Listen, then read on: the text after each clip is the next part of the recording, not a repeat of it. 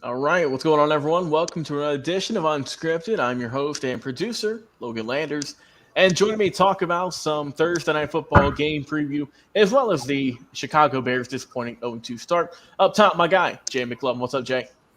Not too much. Good to be here, brother. Let's have a good show. Let's do it, man. And down below me, the resident stat guy of Unscripted, our guy, Dustin Reese. What's going on? Oh, not much, guys. All right, I feel you on that. Well, hey, guys, if you enjoyed the episode today, please like, comment, share, and subscribe on the following social media platforms: Facebook, X, TikTok, YouTube, and on Twitch for some amazing weekly content. We're doing a lot of game previews and reviews right now with the football season in full swing. We're also talking some baseball, basketball when it is necessary, and all of the other sports. We're trying to get everything covered as much as we can. So Thursday Night Football in just a few short days. The Giants and the 49ers, who's walking away with this one and who is getting the win? Dustin, we'll start off with you. I mean, do we really need to have this conversation? Yes, we do, because we need content. So,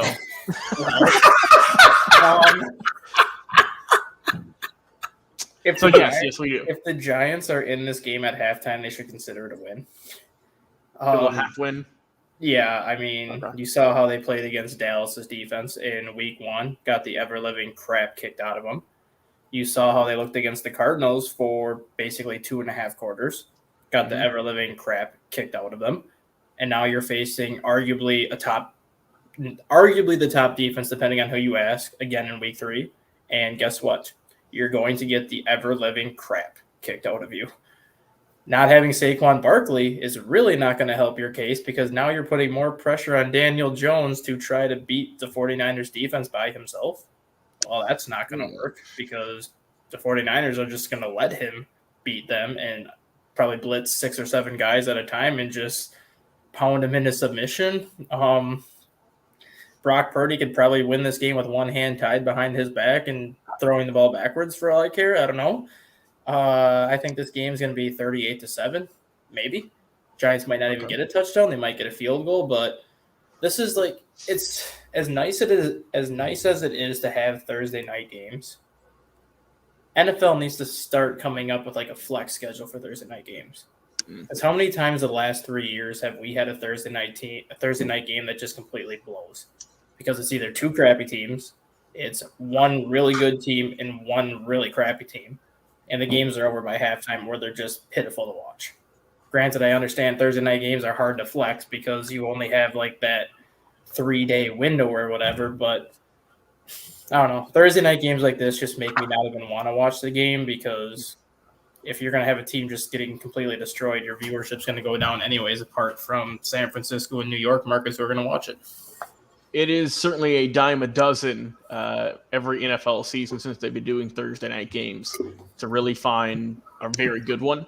I don't think this one's going to live up to it. But Jay, give me your thoughts. Who's winning this one? I will say I did do a little bit of quick research. They've not officially ruled out Saquon yet, but he is listed as doubtful on ESPN. So I mean, that was Brian Dable who said that, which obviously you have a sprained ankle going against the 49ers defense. You might as well not even play because you're going to be completely useless. Yeah.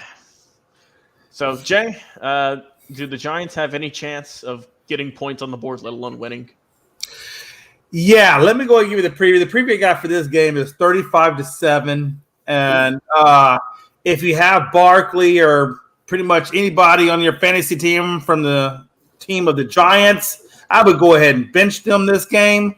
Giants had an amazing comeback versus Arizona, no doubt, but that will not happen here. However, in a comma, if you were lucky enough to draft Christian McCaffrey, Debo, Ayuk, or anybody that's related to 49ers offense and or defense, go ahead and play them at will because you will have a feast of a day. I got this 35-7, and I'm only giving it 7 because I think maybe, I don't know, somebody in Giants land will pull off a victory and just get the 7 points, much less the loss. Barkley hurt his ankle, as we know, but it looks like it's not a high ankle sprain. It's just a regular sprain. And because it's a regular sprain, they might be able to just tape that up and send him on his way. I personally would say if you're in fantasy football, go draft Breda. I think at some point, I still believe that at some point he is going to play more significantly because I think Barkley goes down with injury. Like, it's more significant at some point because we all know Barkley is just an injury away. I just feel like he's always an injury away. So I always handcuff Breda in fantasy with Barkley if you can, because at some point I feel like Breda's going to be in there. San Francisco defense will be much more. Let's put this way: San Francisco's defense is going to feast on Jones. Mm-hmm. Jones is going to get tore the hell up, I think, in this game. And I think this is going to be very similar to the Dallas game where Dallas went 40-0. I'm just giving them 7 points just to be nice, but I wouldn't be surprised if we're looking at another 40-0. I think McCaffrey, Debo, Ayuk will destroy them. I think San Francisco's defense is going to destroy them. I think Jones has 2 touchdowns and 3 interceptions. Who has 2 touchdowns and 3 interceptions on the season thus far, is just going to get annihilated. So if I'm Giants and you're a fantasy and you have anything related to the Giants, please bench them. Please do not play them. I already benched Saquon.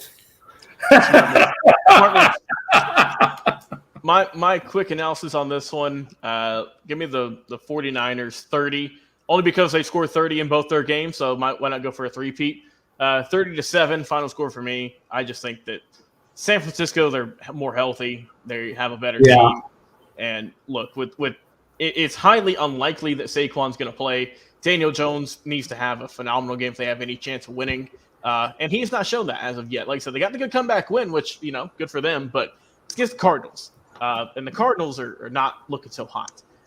This is not the Cardinals, though. This is a lot better. So, once again, give me the 49ers win this one with ease. All right, guys. So we're all in agreement on that. And now we decided, let's look at a team who we feel is disappointing, who has let people down, who had a lot of hype in the offseason, but just has not lived up to it through, once again, just 2 games. And so far, and this is going to be our analysis of the Chicago Bears. So, Jay, we'll let you go first. Dustin, we'll have you as the main event because I know you have a lot of stuff ready for this one. So, Jay, go ahead, take it away, and give us your thoughts on the Bears as a whole team in general. Yeah, absolutely. I know we called this the 0-2 Bears, but I really think, Logan, we could have did a little bit better with this.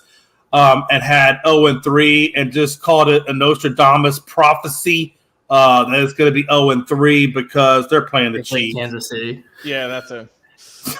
And I don't know they're playing Kansas City, but they're playing in Kansas City of all things. So why don't we just go on ahead and say and prophesy this is 0-3? Thank you, because I think that really is a foregone conclusion that the Bears are going to start 0-3. It's just going to happen.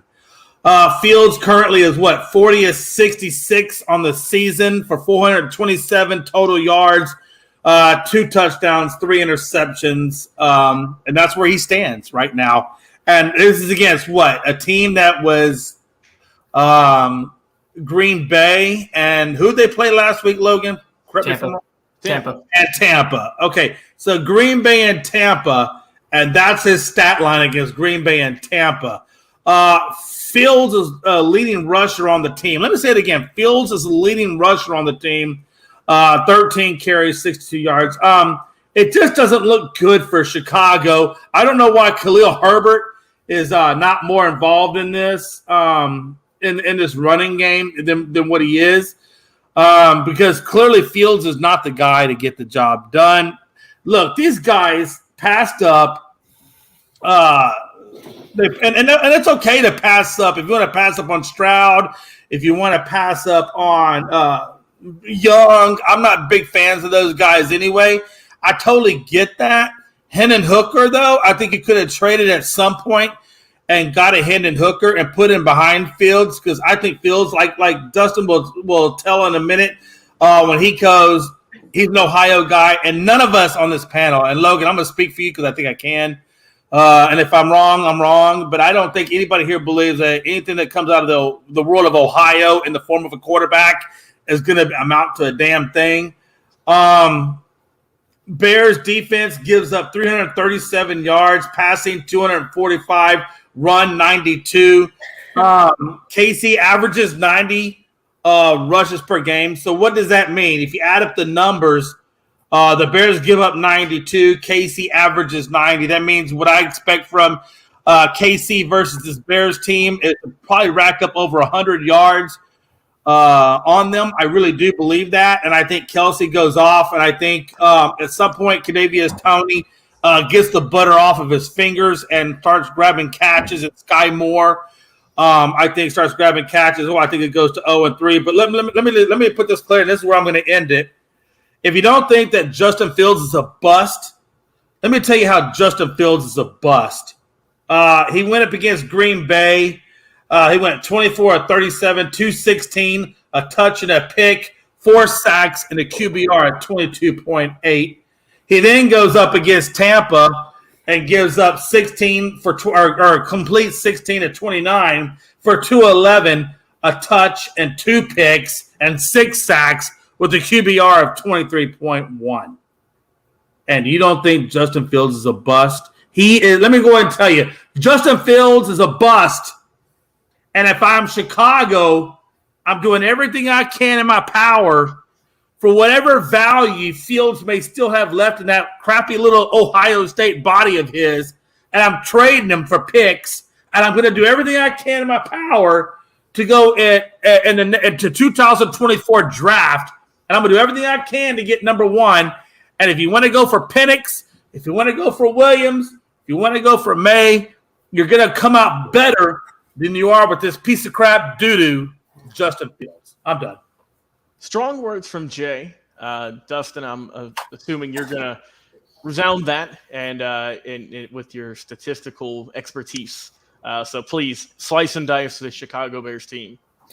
Well, before I slice and dice them, I'm going to make a bold prediction and say Patrick Mahomes is going to throw for 500 yards against Chicago this weekend, with probably over 350 by the half, because the Bears secondary is god-awful. They let Baker Mayfield throw for 360. And if Baker Mayfield's throwing for 360 against you, yeah, Patrick Mahomes is he's going to make this team look like an 8th grade team. If you're facing Mahomes in fantasy, I'm sorry. If you have Travis Kelce or Patrick Mahomes in fantasy this week, this is going to look like a NFL team going up against a middle school team. It's not going to be pleasant. And the Bears are not only going to be 0-3, but going back to last season, they are now going to have 13 consecutive losses. This is by far the worst team in football. A dumpster fire would be calling this lightly. They are a complete train wreck, a complete joke of an organization, and an organization that needs an entire overhaul. Ownership, president, coaching staff, personnel, everything top to bottom needs to be wiped clean, and they need to go into like a 5-year rebuild. Just wipe everything clean, hire or sell your team to a new owner, let that new owner hire a new president, let that president hire a new GM, let that GM hire a new coach, and start fresh from scratch, because this team is so far away from competing, it's not even funny. You look at Justin Fields, first-round pick. How many times does an NFL team need to realize that Ohio State quarterbacks that play like Justin Fields never pan out in the NFL? JT Barrett, 3rd-round pick. Didn't even last 2 years in the NFL. Cardale Jones, first-round pick. Lasted 1 year in the NFL and then ended up in the XFL. Dwayne Haskins, first-round pick. Started 14 games, looked like complete crap, and then obviously we know what happened after that. Troy Smith, great 2 years at Ohio State, second-round pick, got turned into a wide receiver because he couldn't throw worth a lick. The last Ohio State quarterback that had any longevity in the NFL was Craig Krenzel, who was an 11-year backup in the 90s. That goes to show you that Ohio State quarterbacks do not pan out for two reasons. Reason number one, Ohio State has the best talent at every single offensive skill position in the country. Right up there with Alabama, right up there with Texas, right up there with UNC. Every position that these quarterbacks have, they have a top 10 running back, a top 10 wide receiver, a top offensive line. Of course, you're going to look like an outstanding quarterback when you have the best talent around you. When you get drafted to the NFL, you don't have that talent anymore. And if you're used to having that talent, you're going to have to figure out how to adjust on your own. And Justin Fields has not only failed to adjust, but he has regressed in every aspect of the game. The one thing that Justin Fields does well is use his legs. And basically, it's a busted play where he's running for his life pretty much and turns what looks to be a 20-yard loss into about a 30, 40-yard gain. For whatever reason, the Bears thought it would be a great idea this year to make him a pocket passer and not let him run. And every single defensive coordinator in the NFL is sending the Bears Christmas cards right now and saying thank you because now they don't have to chase him around. Justin Fields said this offseason he wanted to become a better passer. Well, here's a nice stat for you guys to realize how much Justin Fields has regressed. Ooh, please tell us. When given 5 seconds to pass, which is basically elite pass protection if you have more than 4 seconds to pass. Ample time. About 3 to 4, yeah. Yeah, I'm about to say 3 to 4 is great, but 5 is just the other 31 quarterbacks in the NFL are completing 77.6% of their passes when they're given at least 5 seconds to throw. When given 5 seconds to throw, Justin Fields is 20 for 47 with 3 interceptions, 4 sacks, and 2 fumbles. What that tells me is not only is he not comfortable in the pocket, but he has no idea how to read a defense. He has no idea what to look for when he's given time to throw. And if that ball's not out of his hand in 3 seconds, he is screwed. And the Bears may have ruined him a little bit, obviously, because they're not putting him in a position to succeed. But every single game, he is showing that he can't read a defense. He is not a pocket passer. And the offense that the Bears have, they need a pocket passer. And the Bears are not doing him any favors. But at this point, if you're Chicago and you get the number 1 pick, you need to go after Caleb Williams. Because otherwise, you're going to be stuck with Justin Fields another 2 years because he still got his 5th-year option, and you're not going to get any better than where you're sitting right now. Chicago Bears are on the verge, in my opinion, of going 1-16 this year, possibly 2-15. And last year they were 3-14. This team is in such trouble right now that you could go down and look at this offseason as the worst offseason in franchise history, even though everyone thought it was going to improve this team so much, because they might have to blow it up because it's not going to get them anywhere. No. So I'm going to give my piece, and I'm just going to ask a quick question for y'all to wrap things up. One way to describe this season for Chicago Bears fans, and mostly just for Justin Fields, because, look, man, you're the quarterback. Everyone's got your eyes on you. That's how it works here. Just indecisive. I mean, Dustin just read you that stat. When you have a lot of time in the pocket, and you can find clips of this on YouTube. You can find it on Twitter, where he has an open receiver, another open receiver, but he just either doesn't see them, he isn't looking that way, or he's too worried about pressure coming in on him that his first instinct, Dustin, is to scramble. And he's not even doing that right now. If you have Exactly. 5 seconds to pass and you're not going to throw it, Right. tuck the damn ball and run 12 yards. Right. But I think it's just indecisiveness. It's not knowing where to go with the ball, not knowing whether to throw it or to run it. And that's something that we can't fix watching it. That's something he has to fix in practice and in games. You know what I often wonder, though, honestly, Logan's stat guy for your guys' opinion on this real quick. Is you see where he is as a quarterback? How much ownership is on the quarterback, and how much ownership is on the quarterback coach? I'm putting it 50-50 because Luke Getsy's the offensive coordinator. Okay. He came from Green Bay where he was working with Aaron Rodgers. You cannot expect Justin Fields to be Aaron Rodgers because they're not the same type of quarterback. Aaron Rodgers is a pocket passer who likes to dissect the defense and can get rid of a ball under 4 seconds and pretty much do whatever he wants. That's not Justin Fields' strength. Justin Fields' strength is to roll out of the pocket, use his legs to either buy time to find an open receiver, or use his legs to pick up a first down. You were letting him do that last year, and despite going 3-14, he looked pretty decent. Justin Fields still had almost 3,000 yards passing and over 1,000 yards rushing, so he showed plenty of growth last year. But now all of a sudden you had a brilliant idea to be like, let's not let Justin Fields run. Let's let him be a pocket passer. And yes, he's averaging a career high 212 passing yards per game right now. But what is that getting you when you're taking the best element of his game out of the equation? It's getting you 17 points per game offensively, which is not going to win you a lot of games. And when your defense still blows, giving up over 400 yards of offense and over 30 points per game, you're screwed. And that's so let me ask you this. So where would you if 10 is elite and 1 is just a dumpster fire, where do we rank Chicago's O-line? 8, because they are missing 2 starters. Yeah. Tevin Jenkins, who was a second-round pick in 2021, has battled with injury since he came into this league, and nobody knows when he's going to even be 100% healthy. Then you have a rookie in Darnell Wright who's still trying to figure things out. They have another guard, I think Larry Borum, that's hurt. So 2 of their 5 starters are out. They had Alex Leatherwood in camp, who was a top 10 pick 3 years ago, who they cut. So, I mean, the Bears' offensive line is not doing them any favors. No. Because last year they went from being the number 1 rushing team in the NFL to this year being ranked 30 out of 32 right now. So, and just a quick question before we wrap things up. How do the Bears, if you're playing armchair GM, what do you do? Then it'd be specific moves, but what's something that you address to get this team back on track for this season? Not for next season or years in the future, but for this season, how they turn around this 0-2, potentially 0-3 start for this campaign? There's nothing they can do.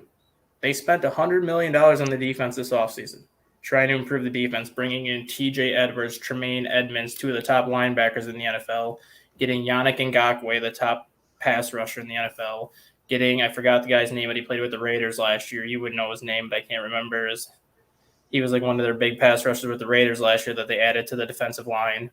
They have Kyler Gordon, Eddie Jackson, Jaquan Brisker, Jalen Johnson in the secondary. So the defense was supposed to be the most improved unit on this team because of the money they invested in it. Oh, Khalil Mack. No, not Khalil Mack. Oh, no, my bad. Yeah, sorry, no. He. God, what the heck is let me ask you this. So, Dustin, let me ask you this. Okay, everybody knows. Everybody knows. Okay, this is the big thing, and I think this is the reason why Logan chose this 0-2 versus the Patriots 0-2. Because initially I suggested Patriots was 0-2, but Logan suggested the Bears 0-2, and I went along with it, and I still go along with it because I see where Logan was going with this, and I really think Logan. By the way, number 1, you picked the better one to go with for a lot of reasons, but I think the biggest reason is this. And Logan, if I'm wrong, you tell me. Dustin, Logan, both you guys. The Bears had a crap ton. He almost got him. There you go. We had a crap. They had a crap ton of picks. Yep. They had a whole lot of cap to really revamp this team. Mm-hmm. Do you think Dustin and Logan, however y'all want to work it out, I'll go first. Do you think the Bears did the best with everything they had to work with to get this team where it should be? No, because if you've had the number 1 overall pick, Jay, and you traded it for DJ Moore, who has not lived up to any expectations, because we go back to the root of this problem, and that he's just not getting the ball enough. This offense is ice cold. When you average under 20 points a game, you ain't gonna win many ball games. So if you would have had that number 1 overall pick and drafted literally anyone else, it probably would have went better. Imagine if they got Bijan Robinson. I mean, just look what he's done for Atlanta. I mean, we talked about. Absolutely. That's a good point. Any other player other than trading it away for for DJ Moore and whatever else they picked up, obviously some other draft picks for the near future, but I'm talking about immediately, it's not worth it. They were the definition of let's throw a bunch of money at these guys and see what we can do, and it did not pan out. I mean, Logan. Had they gone with, but Logan, based on that, had they gone with Bijan Robinson, and Justin Fields is a running quarterback who does throw the ball, right? Yes. How much would Bijan have really helped them? Because what I mean by that is Desmond Ridder, he's not a run first guy. Right. I think Fields is kind of a run first throw, whatever. Would that have really helped them? Because I think that would have taken away maybe a little bit from what Justin Fields kind of does bring to the table. I feel like it would have at least diversified their offense because through 2 games this year, they have 45 carries for only 189 yards as a team. I mean, the Falcons just did that last week, I think. Mm-hmm. And you can run the triple option in the read option with Bijan Robinson, so the defense has to guess who has the ball. And that's what I also think that's what hurt them too, is they don't have really any running back that's going to strike fear into your heart. I mean, I get all that you're saying. So really, it goes to you. You kind of heard. What do you think? You kind of heard what Logan had to say about how you feel about how the Bears handled the draft situation and the cap situation. Look, this Bears team had the fruits of everything at their feet. Yep. What do you think the Bears should have done differently, Dustin? Well, I'm okay with trading away the number 1 pick for DJ Moore because they needed a number 1 wide receiver. They got one in DJ Moore, plus they set themselves up to get potentially a top 3 pick this year. So it's not like that move hurt them that much. The big thing to me is going back to 2018, this is who the Bears have traded. Khalil Mack, Kyle Fuller, Roquan Smith, Danny Trevathan, and Robert Quinn. Where do all those guys play? I'm guessing they were all on the defense. They were all on the front section on defense. Yeah. And they accounted for 95% of the Bears sacks the last 3 years. What have they done to replace those 5 people? They brought in Yannick Ngakoue, and that is it. So not only do the Bears not have a pass rush, but you got rid of Roquan Smith, who averages 135 tackles a year. I thought it was a bad move on their part. I thought they should have resigned that guy. And the two linebackers that you signed this year in Edmonds and TJ Edwards had 110 tackles combined between the 2 of them last year. That's not even what Roquan Smith does on his own. Yes, you have a very good secondary, and I'm not going to say the Bears secondary is not good because they are good. But the reason why the numbers are so bad is because the Bears can't get any pressure on the quarterback. If you can't pressure a quarterback, I don't care who is in your secondary and how good your secondary is, you are going to get absolutely torn apart. And that's exactly that really is a tag team, isn't it, Dustin? Isn't it a tag team between the cornerback and the defensive end, or the cornerback and the linebacker to work hand in hand together? Number 1, put pressure and also defend well to really defeat the passing game. Because remember the stat I said about having 5 seconds to throw and how Justin Fields is 20 for 47? Yeah. In 2 games this year with Jordan Love and Baker Mayfield, those 2 combined are 21 for 22 for 297 yards and 6 touchdowns when they're given 5 seconds to throw. There you go, Logan. That's all That's if you cannot pressure the quarterback, a quarterback is going to pick you apart. And yet Justin Fields cannot do that on the offensive end. Granted, his offensive line is not great, which the Bears should have spent more time in the offseason addressing the offensive line, but they also should have spent more time addressing the defensive line to get more pressure on the quarterback, because right now you have Yannick Ngakoue and DeMarcus Walker. Those are your 2 pass rushers, and outside of Ngakoue, nobody else on that team has ever had more than 5 sacks in a year. All right, look, you got 10 seconds. We got to get out of here. I got one last question. Go ahead. Dustin, can Justin Fields read the defense to call the correct audible? No, he can't. All right. And on that note, thanks guys so much for tuning in. Jay, Dustin, awesome discussion as well. Also, go check out our channel for all the other social media stuff we do as well. Facebook, X, TikTok, Twitch, YouTube, the whole 9 yards. Once again, Jay, Dustin, pleasure. I've been your host, Logan Landers. Enjoy the rest of your night, everyone. Talk to you again later.